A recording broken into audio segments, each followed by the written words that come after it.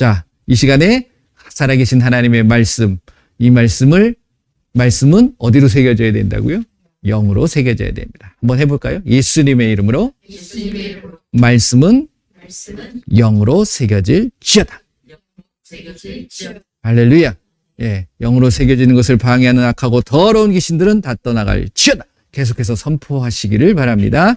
자, 우리 예만 말씀 한번 선포해 보도록 하겠습니다. 한 구절 한 구절 생각하시면서 또 그 말씀이 어디로 새겨지는 거예요? 영으로 새겨지도록 우리 한번 선포합니다. 마태복음 28장 19절 20절입니다. 그러므로 너희는 가서 모든 민족을 제자로 삼아 아버지와 아들과 성령의 이름으로 침례를 베풀고 내가 너희에게 명령한 모든 것을 가르쳐 지키게 하라. 볼지어다 내가 세상 끝날까지 너희와 항상 함께 있으리라 하시니라. 아멘. 요한복음 4장 23절 24절입니다. 아버지께 참되게 예배하는 자는 영과 진리로 예배할 때가 오나니 곧 이때라. 아버지께서는 자기에게 이렇게 예배하는 자들을 찾으시느니라. 하나님은 영이시니 예배하는 자가 영과 진리로 예배할지니라. 고린도전서 14장 2절입니다. 방언을 말하는 자는 사람에게 하지 아니하고 하나님께 하나니 이는 알아듣는 자가 없고 영으로 비밀을 말함이라. 아멘. 요한복음 15장 7절입니다. 너희가 내 안에 거하고 내 말이 너희 안에 거하면 무엇이든지 원하는 대로 구하라. 그리하면 이루리라. 고린도전서 15장 31절입니다. 형제들아 내가 그리스도 예수 우리 주 안에서 가진 바 너희에 대한 나의 자랑을 두고 단언하노니 나는 날마다 죽노라. 요한복음 6장 63절입니다. 살리는 것은 영이니 육은 무익하니라. 내가 너희에게 이른 말은 영이요 생명이라. 마지막으로 요한일서 3장 22절 23절입니다. 무엇이든지 구하는 바를 그에게서 받나니 이는 우리가 그의 계명을 지키고 그 앞에서 기뻐하시는 것을 행함이라. 그의 계명은 이것이니 곧 그 아들 예수 그리스도의 이름을 믿고 그가 우리에게 주신 계명대로 서로 사랑할 것이니라. 아멘. 사랑하시길 바랍니다. 그게 우리에게 주신 계명이라는 것. 우리가 결국 예수님을 믿고 또 예수님을 전하는 이유는 다른 게 아니라 결국 우리가 구원받고 하나님 나라에 들어가는 거예요. 그런데 우리가 말씀을 읽어보게 되면 하나님 나라에 들어갈 수 있는 여러 가지의 조건들이 있어요. 그렇잖아요. 아무나 다 하나님 나라에 들어가고 구원을 받는 건 결코 아닙니다. 그런데 결국은 무엇이냐면 예수님이 하나님이 결국 천국의 주인이세요. 그러니까 결국 그 주인이신 예수님의 마음에 맞아야 될까요? 안 맞아도 될까요? 맞아야 된다는 거예요. 그래서 그 예수님이 누구로 우리가 이제 성경 말씀을 읽어보게 되면 말씀하고 계시냐면 예수님이 우리의 뭐가 되신다고 그럽니까? 아버지가 되고 또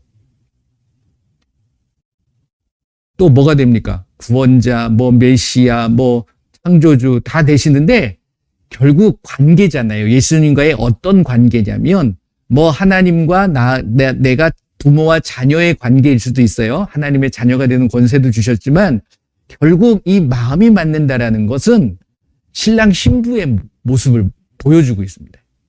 그러니까 애초에 하나님께서 천지를 창조하시고 두 사람이 아니지 사람을 창조하셨는데 남자와 여자를 창조하세요. 그리고 그 남자와 여자가 한 몸이 되게 만들어요. 요걸 뭐라고 그럽니까? 부부. 그러니까 이게 부부면은 남자는 뭐죠? 신랑, 남편. 그렇죠? 그다음에 여자는 신부, 아내. 이게 되는 거예요. 그러니까 이때부터 창조 때부터 하나님은 그것을 가지고서 끌어가시는 거예요. 그래서 신랑이신 하나님, 예수님의 우리는 뭐가 되는 거예요? 신부가 되는 거예요. 그래서 요한계시록을 읽어보게 되면 이제 예수님이 다시 오실 때에 우리가 무엇으로 준비되기를 원하냐면 신부로서, 아내로서 우리 예수님을 신랑으로, 남편으로 맞이할 수 있는 우리의 준비가 되어져야 된다. 이것을 신부 단장이라고 이야기합니다. 그 신부 단장이 어디서 나오냐면 여러분 잘 알고 계시는 것처럼 성 예루살렘, 새로운 새 예루살렘 성이 이 땅에 이제 임하게 되잖아요. 그 모습을 보면서 한번 찾아볼까요? 요한계시록 21장. 요한계시록 21장 1절서부터 2절 말씀, 1절, 2절 말씀을 한번 보도록 하겠습니다. 같이 읽어보겠습니다. 또 내가 새 하늘과 새 땅을 보니 처음 하늘과 처음 땅이 없어졌고 바다도 다시 있지 않더라. 또 내가 봄에 거룩한 성 새 예루살렘이 하나님께로부터 하늘에서 내려오니 그 준비한 것이 신부가 남편을 위하여 단장한 것 같더라. 그래서 이제 신부 단장이라는 말이 여기서 이제 나오는데, 그러니까 예루살렘 성도 결국은 그러니까 그 하나님을 위해서 단장이라는 것은 자기 자신을 꾸미는 거예요. 치장하고 꾸민다라는 뜻입니다. 결국은. 그렇기 때문에 다시 이야기하면 준비하는 거예요. 신부로서 준비하는 거예요. 그러니까 결혼하신 분들은 아시겠지만 신랑도 마찬가지겠지만 신랑도 그냥 준비 없이 가는 건 아니에요. 그러니까 예수님도 준비하고 계시죠. 뭘 준비할까요? 우리를 위해서 원래 신랑은 신부를 데리고 와서, 아내를 데리고 와서 함께 거할 수 있는 처소를 준비하시는 거예요. 준비하는 거예요. 그래서 예수님도 올라가시면서 뭘 준비하러 가신다고 그랬어요? 너희들이 거할 거처, 처소를 준비한다, 이 말씀을 하고 계시는 거예요. 그러니까 그것이 내려오는데 그것이 무슨 모습 같다? 신부가 신랑을 위해서 준비한 단장한 모습 같다라는 말씀을 하고 있다는 거예요. 그러니까 이 말씀은 결국 우리도 예수님의 신부의 모습으로 준비되어져야 된다라는 거예요. 그럼 어떻게 준비해야 되느냐? 말씀을 보게 되면 그 부분에 대해서 나옵니까? 안 나옵니까? 신부로서 우리가 신랑이신 예수님을 맞이할 때 어떤 것을 준비해야 되느냐? 말씀에 나와요? 안 나와요? 나오죠? 그러니까 여러분들이 그냥 임의로 자기의 생각으로 준비하는 것이 아니라 말씀이 이야기하는 대로, 말씀하시는 대로 준비하는 것이 제대로 된 신부로 준비되어지는 것이겠죠? 그걸 우리가 알아야 돼요. 그럼 뭘 준비를 해야 되느냐? 무슨 폐물을 준비하고 무슨 혼수 준비하는 것, 그런 세상적인 기준이 아니라 예수님이 정말 우리에게 말씀하신 그 준비를 제대로 하고 있는 것이 결국 신부로서 잘 준비하는 모습이다라는 거예요. 근데 요즘 보게 되면 신부 단장이라고 이렇게 말씀하시는 분들이 간혹 있으십니다. 그리고 좀 많아졌죠. 그런데 가만히 들여다보면 조금 엉뚱한 부분이 많이 있는 것 같아요. 그러니까 여러분들은 그런 말을 참고는 하실 수 있지만 그것이 제가 늘 말씀드린 것처럼 기준이 뭐가 돼야 됩니까? 말씀이 되셔야 된다는 거예요. 그 말씀에 있는 거라면 우리가 따라가야 되는 거예요. 우리끼리 잘 산다고 다른 곳에 가가지고서 무슨 어떤 도시를 만들고 마을을 만들고 거기서 우리끼리만 절대 그거 아니에요. 그런 거에 여러분들이 현혹되고 미혹이 돼서는 절대 안 된다라는 겁니다. 그리고 그것을 위해서 뭔가를 만들어가지고 한다? 글쎄, 그게 과연 하나님의 말씀 속에 있느냐? 여러분들이 그것을 잘 분별하실 수 있으셔야 된다는 거예요. 자, 보세요. 그 19장 말씀을 보게 되면 신부의 모습이 어떤 모습으로 해야 되느냐? 어린 양의 혼인잔치 19장에 그 부분을 말씀을 하고 계십니다.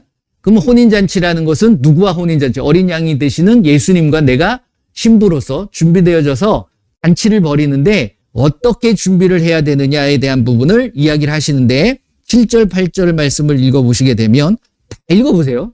다 읽어보시는데 이제 여기 이제 중요한 부분이니까 19장 7절, 8절 같이 한번 읽어보겠습니다. 우리가 즐거워하고 크게 기뻐하며 그에게 영광을 돌리세 어린 양의 혼인 기약이 이르렀고 그의 아내가 자신을 준비하였으므로 그에게 빛나고 깨끗한 세마포 옷을 입도록 허락하셨으니 이 세마포 옷은 성도들의 옳은 행실이로다 하더라. 그러니까 신부로서 준비되어질 때는 세마포를 입어야 돼요. 그게 이제 신부의 옷입니다. 근데 그 신부의 옷을 입기 위해서는 해야 될 일이 있다는 거예요. 그렇죠. 그걸 가가지고서 무슨 드레스를 맞추고 내가 뭐 양복점에 가서 이런 것이 아니라 뭐 그런 뜻이겠죠. 하지만 그 옷이 어떻게 해서 나한테 입혀지게 되느냐? 입는 겁니다. 그런 것이 뭘 해야지 된다고요? 옳은 행실을 해야 된다. 그러니까 이 옳은 행실에 대한 부분을 우리가 분명히 알아야 되는 거죠. 그러니까 그것을 여러분들이 말씀을 통해서 신부로서 어떤 준비를 해야 되느냐. 자, 디모데전서 2장 말씀을 보면 한번 먼저 보겠습니다. 이거는 그 시대에 남편과 아내들에 대해서 이제 바울이 디모데를 쓰면서 디모데에게 이제 편지를 하면서 이야기한 내용이기는 해요. 하지만 그 모든 말씀들이 여러분들이 유념해야 될 것, 잊지 말아야 될 것이 무엇이냐면 말씀을 보실 때 그 말씀이 의미하는 것이 무엇인가? 그 주된 본질을 잃어버리지 않는 게 중요한 거예요. 그 본질은 뭐냐면 모든 것이 예수님으로 통하는 거예요. 모든 것이 예수님이라는 사실을 아셔야 된다라는 거예요. 그렇죠? 요한복음 5장 39절 말씀처럼 결국 우리가 구약을 읽던 신약을 읽던 모든 말씀을 읽을 때 그 속에서 뭘 발견해야 돼요?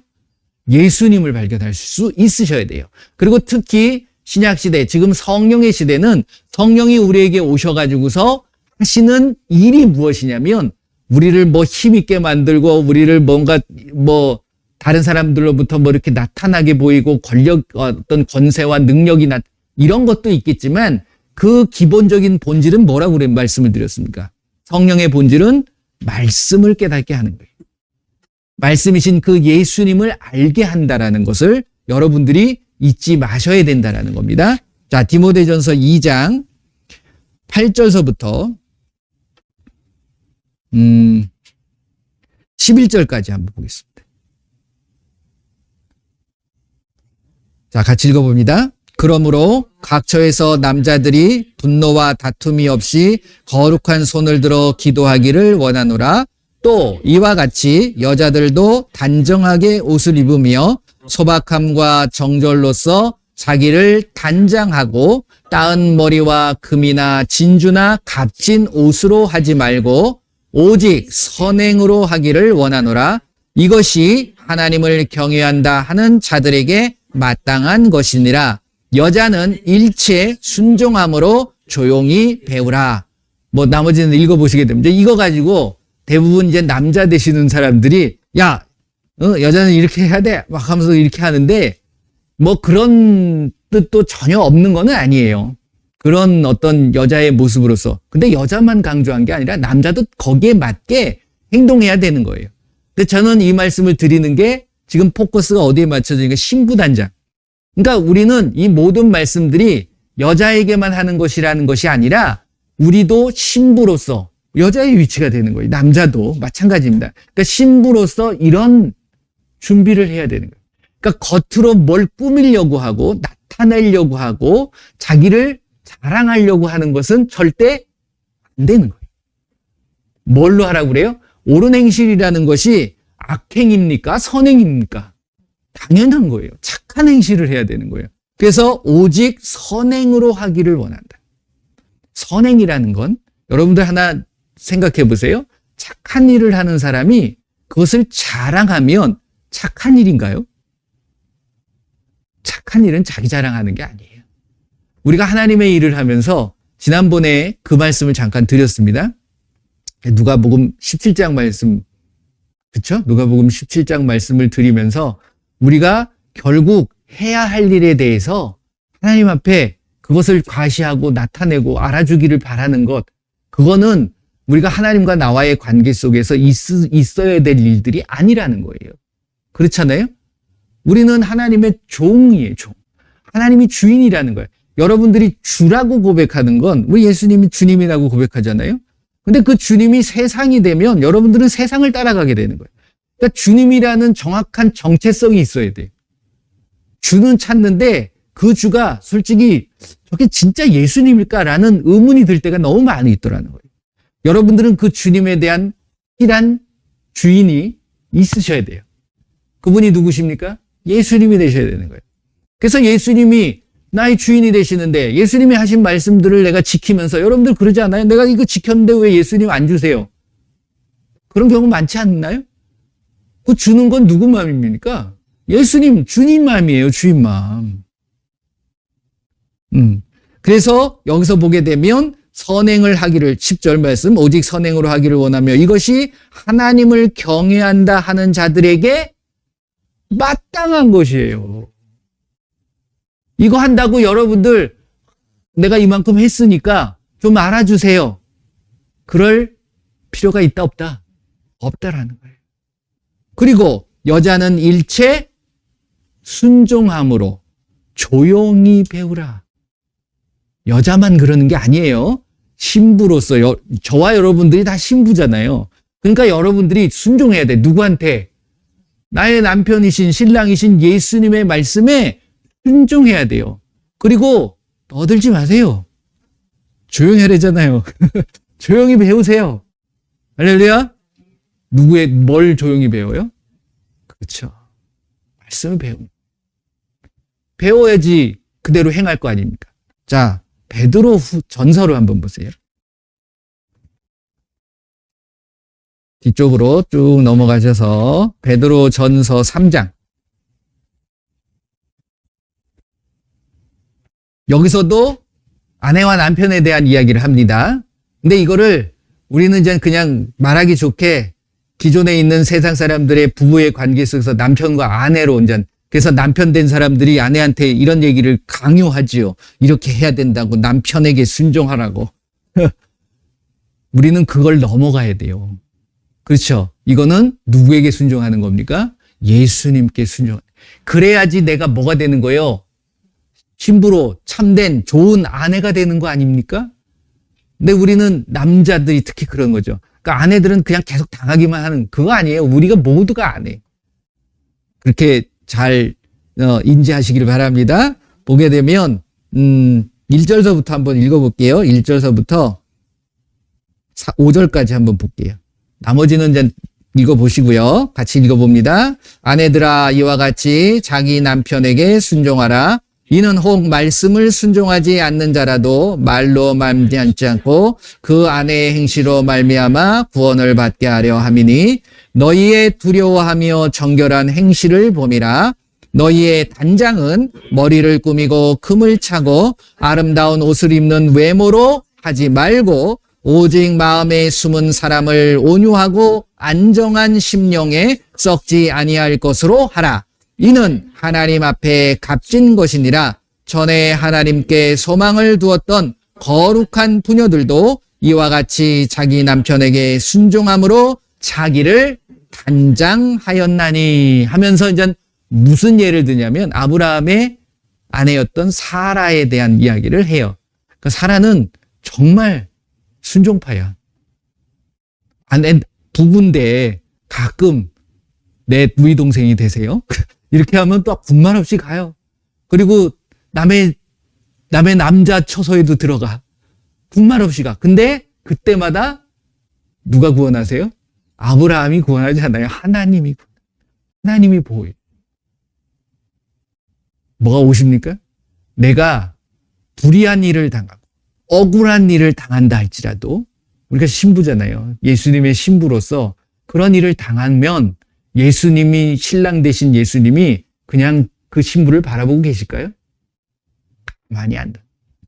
그렇게 만드는 여러분들 뭐 정말 사랑하는 아내 그러니까 남자와 여자의 관계 속에서 남자들 한번 생각해 보세요. 자기가 너무 사랑하는 아내가 있는데 그 아내가 불의한 일을 당해 그 모습을 보고 가만히 뒷짐지고 보고 있을 남편이 몇 명이나 될까요? 가만히 있는 사람은 사랑하지 않는 사람이. 그렇잖아요? 내가 그 사람한테 힘으로 안 된다 할지라도 보호하려고 하는 마음이잖아요. 근데 우리 하나님은 지실 분입니까?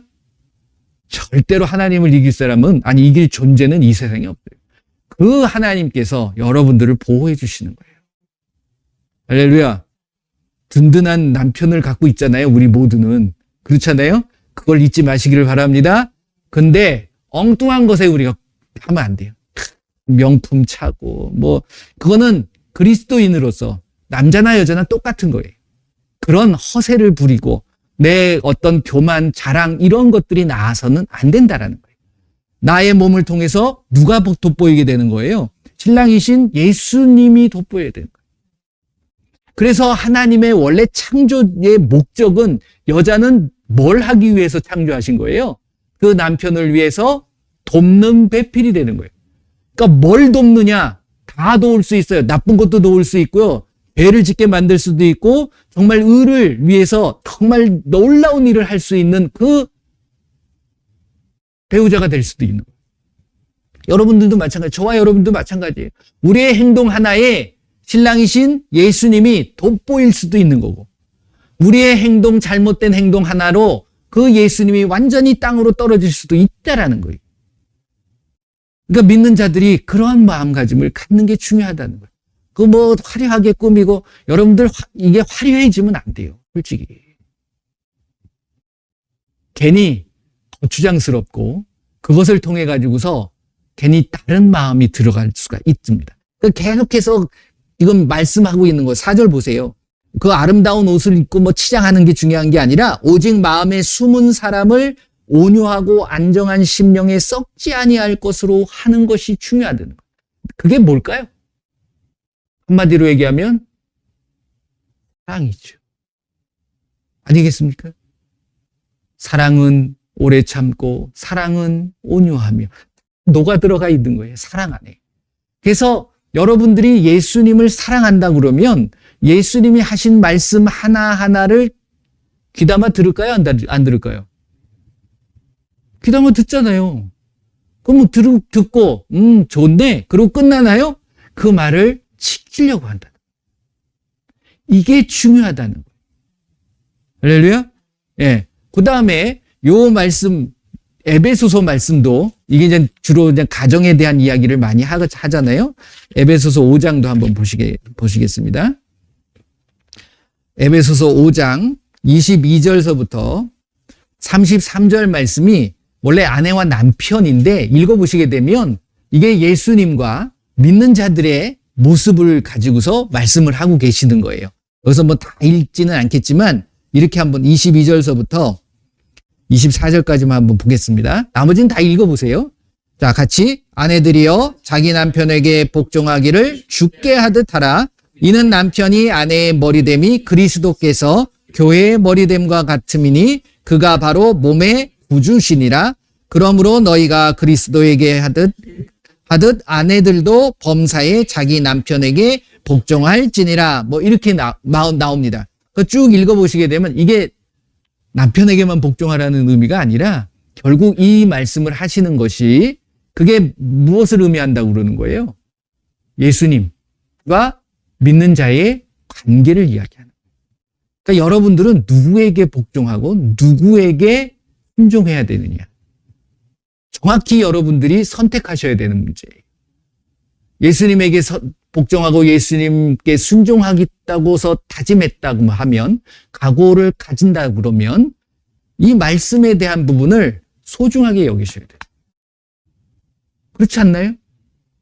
그런 자를 예수님은 무엇라고 이야기하냐면 마태복음 25장을 보시면 여러분들 너무 잘 알고 계시는 부분이 나오잖아요. 첫 번째 1장서부터 한번 보시겠습니다. 마태복음 25장 1절, 2절만 읽겠습니다. 마태복음 25장 1절, 2절 같이 읽습니다. 그때에 천국은 마치 등을 들고 신랑을 맞으러 나간 10처녀와 같다 하리니 그 중에 5은 미련하고 5은 슬기 있는 자라. 정해져 있어. 그렇죠? 근데 이제 이게 10처녀에 대한 이야기인데 10처녀가 신랑을 맞이하는 10처녀. 뭐예요? 신부의 모습입니다. 그런데 재밌는 건 다섯은 미련하고 다섯은 슬기롭다는 거예요. 이 내용 너무 잘 알고 계시는데 저는 이 미련하고 슬기로운 것에 여러분들 슬기로운 자들은 뭘 준비한다고 그럽니까? 기름을 준비한다고 그러잖아요. 그러니까 그 기름이라는 것이 결국은 예수님이 오시는 것, 즉 신랑이 오시는데 신랑이 오시는 것에 대한 언제 올까를 모르잖아요. 그러니까 그 모르는 상황 속에서 그 어떤 참고 기다리는 것에 대한 준비, 이것이 우리에게 있어야 된다라는 거예요. 그걸 슬기롭다라고 이야기하는 건데, 여기 기름 준비라는 게 결국은 뭐 많은 사람들이 뭐 성령으로 이야기하고 뭐 이런 얘기들을 많이 하고 있지만 결국 뭐 틀린 말씀은 아니에요. 성령의 인도함을 받는 게 중요한 거예요. 결국 성령의 인도함이라는 성령이 뭘 깨닫게 하신다고요? 말씀을 깨닫게 하는. 이 말씀을 깨닫게 함으로써 그 말씀을 지켜나가는 것이 결국 미련한 자의 슬기로운 자예요. 슬기로운 자예요. 늦게 온다고 신랑에게 푸념하고 왜 이렇게 늦게 와? 원망하고 불평하고 있다 그러면 그것은 진정한 사랑일까요? 늦게 온다고 해서 기대하고 얼마나 멋있게 하고 올까? 거기에 대한 어떤 기대감, 뭐 이런 걸 갖고 있는 게 진정한 사랑 아니겠습니까? 늦게 온다고 불평하고 이런 것은 결코 아니라는 거예요. 그래서 결국 참고 기다리고 그렇다고 해서 분을 내는 게 아니라 온유한 마음을 갖고, 지금 계속 아내에 대한 이야기를 쭉 말씀드렸잖아요. 거기서 보게 되면 그 부분을 계속 강조하는 거예요. 어떠한 일이 벌어진다 할지라도 신랑에 대한 신부의 마음은 변해야 됩니까? 변하지 말아야 됩니까? 변하지 않아야 돼요. 그 사랑이 변합니까? 변해야 돼요? 아니죠. 그거를 말씀하고 계시는 거예요. 그래서 내 마음속에 그 사랑을 유지해 가는 것, 결국 그것이 뭐다? 슬기다. 제가 지난번에도 그런 말씀을 잠깐 드렸습니다. 잠언 19장 말씀 드린 거 기억나실 겁니다. 한번 보실까요? 잠언 19장 11절 말씀 보시면 욥기, 시편, 잠언.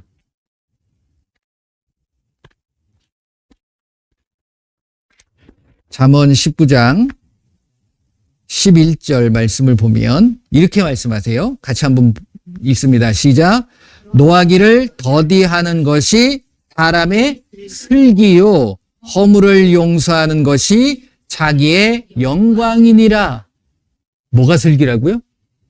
노하지 않는 것. 근데 여러분들 내 마음에 안 맞고 내 기대에 안 미친다고 해가지고서 여러분들은 기분이 상쾌해지던가요? 거기에 여러분들 노하거나 혹시 마음에 불편함을 갖고 계시지는 않았는지 한번 살펴보셔야 돼요. 그것이 슬기는 아니에요.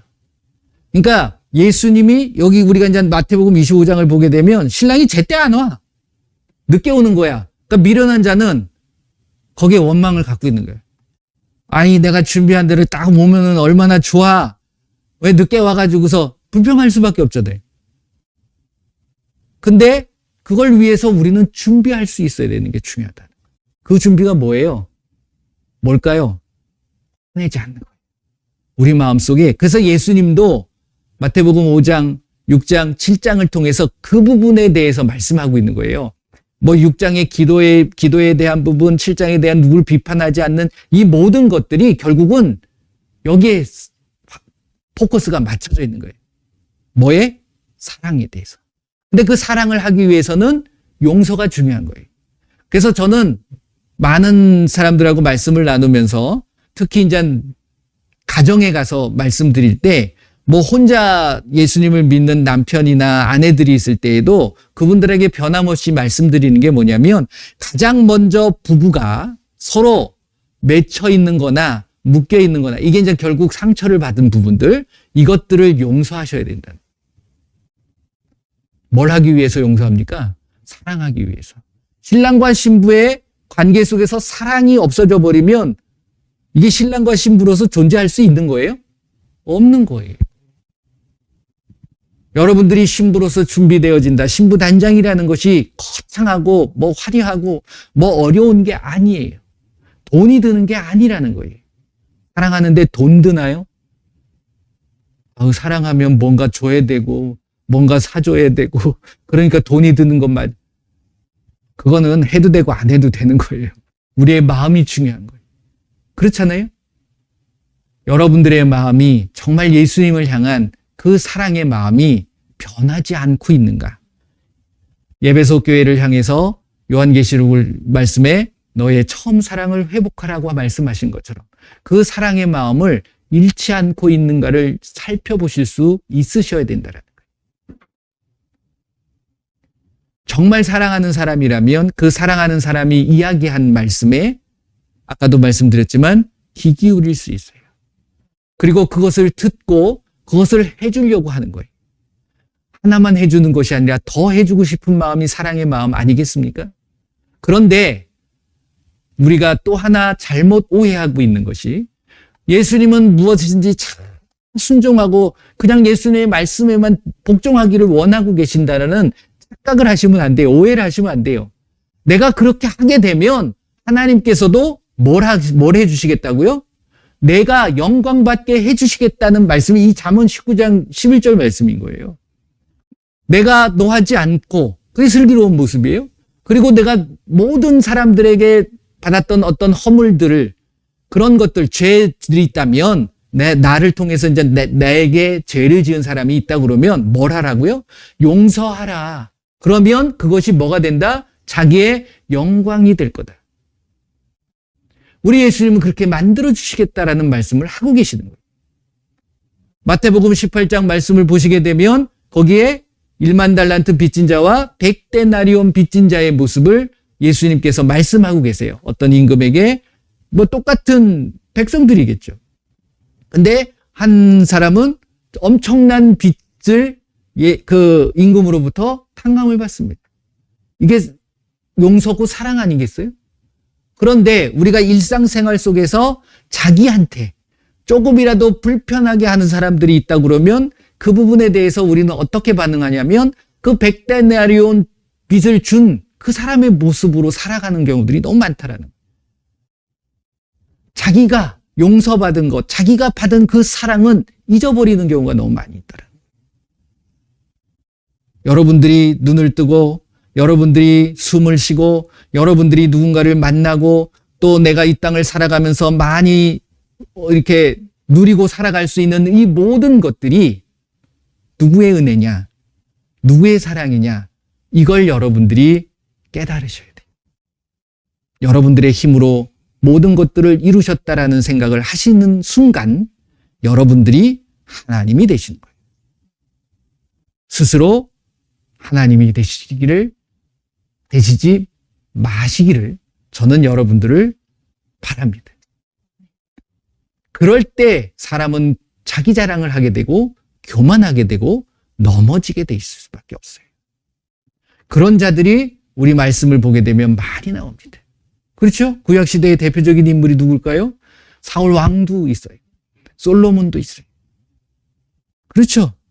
신약을 보게 되면 많은 자들이 나옵니다. 예수님을 처음에는 잘 믿었어요. 잘 따르는 것처럼 했어요. 그리고 자기의 믿음을 가지고서 살아간다라고 생각했던 사람들도 있어요. 근데 이게 넘어가 버리면 이게 무너지고 결국은 하나님을 배반하게 되어지는 거예요. 가룟 유다도 그렇고 여러분들 잘 알고 있는 니골라도 마찬가지의 모습입니다. 다른 사람들도 많이 있어요. 그럴 땐 놀라운 게 하나 있습니다. 다시 회복이 안 돼요. 그렇죠? 그들이 다시금 회복됐다는 말이 없어요. 하나님의 은혜를 받고 하나님의 놀라운 살아계심을 경험하고 그런 자들이 그걸 계속 유지해 나가는 사랑을 잃지 않고 하나님에 대한 나간다 그러면 변하지 않아요. 그런데 그것에서 한번 꼬꾸라져 버리면 이것을 히브리서 말씀을 통해서 보게 되면 타락했다라고 이야기합니다. 그 자는 다시금 회복할 수 없는 이유가 다시 예수님을 못 박아야 되는 상황이 되어진다는 거예요. 여러분들은 늘 매일매일 매 순간 선택의 기로에 서 있을 수밖에 없어요. 그런데 그중에 여러분들이 선택해야 될 것은 오직 그 본질이 말씀이어야지만이 된다는 사실을 잊지 마시기를 바랍니다. 이게 바로 신부로서 준비되어지는 모습이라는 거예요. 딴 거 아니에요. 말씀에 하지 말라고 하는 것 안 하셔야 돼요. 하라고 그랬으면 하면 되는 거예요. 없으면 안 하면 돼요. 있는데 안 하는 게 아니라 없으면 안 해야 되고 있으면 하면 되는 거예요. 화내지 말라고 그랬잖아요. 화내지 마세요. 사랑하라고 그랬잖아요. 그럼 사랑하면 되는 거예요. 쉽죠? 말씀은 원래 쉬운 거예요. 내 생각이 들어가고 내 뜻이 들어가고 내 마음이 들어가기 때문에 안 되는 거예요. 그러니까 예수님의 마음, 신랑의 마음을 아는 자가 진정한 신부의 모습이 될 수 있는 것입니다. 그래서 예수님이 오실 때가 정말 가까웠어요. 제가 그런 말씀 드리잖아요. 내일 오셔도 이상하지 않은 시기에 그 상황 속에서 우리는 살아가고 있는 거예요. 그렇기 때문에 여러분들이 매일매일의 삶 속에서 신부로서 잘 준비되어질 수 있는 그것을 늘 생각하시고 점검하시고 살피실 수 있기를 예수님의 이름으로 축원을 드립니다. 사랑하시길 바랍니다.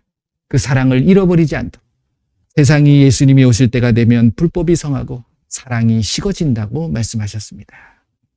여러분들은 절대 사랑이 식어지지 않으시기를 바랍니다. 함께 기도하기를 원합니다.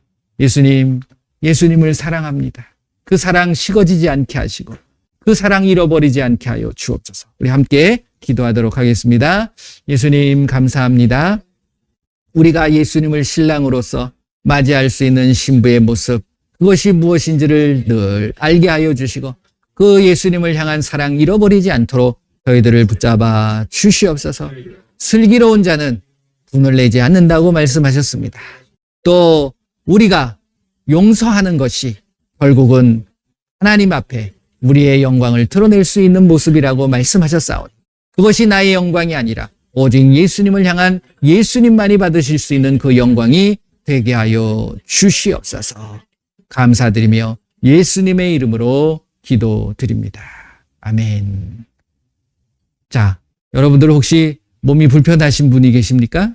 그리고 삶에 어떤 문제가 있습니까? 예수님 앞에 맡겨드리세요. 여러분들이 고집스럽게 그거 붙잡고 있지 마세요. 그냥 예수님 앞에 드리시면 되는 거예요. 예수님이 말씀하셨잖아요. 자, 이 시간에 그 예수님의 말씀을 믿고 자, 한번 손을 들고 함께 선포하고 기도하도록 하겠습니다. 아프신 곳에 손을 대시고 문제가 있으신 분들은 그 문제를 예수님 앞에 맡겨드리세요. 함께 기도합니다. 예수님 감사합니다. 이 시간 예수님 앞에 나의 모든 걱정과 근심과 염려들을 다 맡겨드립니다. 내가 해봤자 아무 소용이 없음을 고백합니다. 예수님, 특별히 나의 육신의 문제도 예수님 앞에 올려드립니다. 예수님께서 이 시간 나의 육신의 질병을 만져 주시옵소서. 예수님의 이름으로 병든 사람에게 손을 얹은 즉 나으리라. 그 예수님의 이름을 믿고 예수님의 이름으로 선포합니다. 예수님의 이름으로 깨끗하게 치료될 치유다. 예수님의 이름으로 정상으로 회복될 치유다. 우리의 모든 문제, 삶의 문제를 예수님 앞에 올려드립니다. 예수님께서 기뻐 받아주시고 그것이 예수님 안에서 완전히 해결되어지고 회복되어질 수 있도록 역사하여 주시옵소서. 모든 영광 예수님 받아 주시옵소서. 예수님의 이름으로 악하고 더러운 귀신들은 우리의 가족과 우리의 가정과 우리의 삶에서 다 떠나갈 시옵. 예수님의 이름으로 기도합니다. 아멘. 한번 해보실까요? 예수님 앞에 모든 영광을 올려드립니다. 할렐루야. 예수님 영광 받아 주시옵소서. 기도하겠습니다. 예수님 감사합니다. 오늘 하루도 희망차고 소망 있고 그리고 행복하고 평안한 하루를 우리에게 허락해 주심을 감사합니다. 늘 기뻐하게 하시고 감사하게 하시고 예수님과 동행하게 하여 주시옵소서. 이제 예수님이 오시는 그날까지 그 신랑 되신 예수님을 맞이하는 우리의 마음이 늘 기쁨의 마음으로 사랑의 마음으로 변치 않는 그 마음을 가지고 예수님을 맞이할 수 있도록 저희들을 붙잡아 주시옵소서. 이 땅을 살아갈 때에 우리에게 끝없이 많이 다가오는 그 유혹들, 그래서 예수님을 사랑하지 않고 세상을 사랑하게 만드는 그 모든 것들을 과감하게 그리고 예수님의 이름으로 그 모든 것들을 제거하고 오직 예수님만을 바라보며 나아갈 수 있는 우리 모두가 될 수 있도록 붙잡아 주시옵소서. 지금은 우리 주 예수 그리스도의 은혜와 우리 하나님의 크고 넓으신 사랑하심과 성령님의 인도 보호 함께 하심이 이제 신랑을 맞이하는 신부의 모습으로 우리가 늘 그 신랑을 사모하며 그 신랑에 대한 그 변하지 않는 그 사랑을 갖겠노라고 다짐하는 귀한 하나님의 백성들 머리머리 위에 그들의 가정과 그들의 삶과 그들의 일터 위에 특별히 우리 조국 대한민국이 지금으로부터 영원토록 함께할지어다. 아멘. 감사합니다. 모든 영광 우리 예수님 앞에 올려드립니다. 함께해 주신 모든 분들 예수님의 이름으로 사랑하고 축복합니다. 감사합니다.